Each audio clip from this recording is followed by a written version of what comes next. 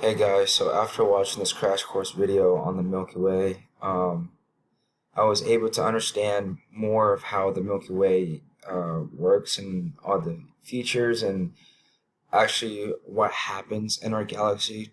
Um, so that was able to, this video was able to help me understand which portion of the Milky Way galaxy would be the best habitable for exoplanets. Um, and as we saw in the video, there's a bunch of features or a bunch happening in the Milky Way in our universe.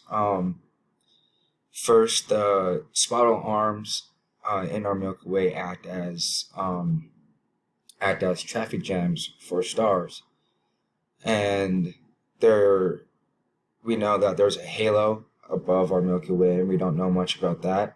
We also know that there is um, in the middle of the Milky Way, there are bars, and in these bars, stars have been long dead and have exploded a long time ago.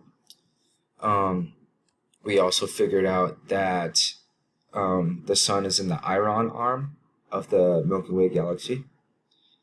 Um, we also figured out that in the video, Earth is about 27,000 light years away from the center of the Milky Way.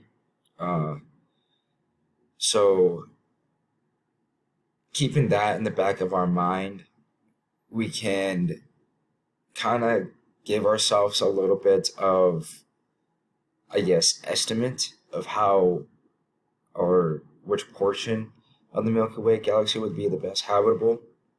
And so if you think about us, if you think about Earth, we orbit in a circular motion, um, and just away or just outside enough um, from the sun, so I want to be too hot, and as well as the spiral or like yeah, the spirals. So just in case, like explained in the video, um, there's possibility of stars or meteors or just objects in space colliding with each other.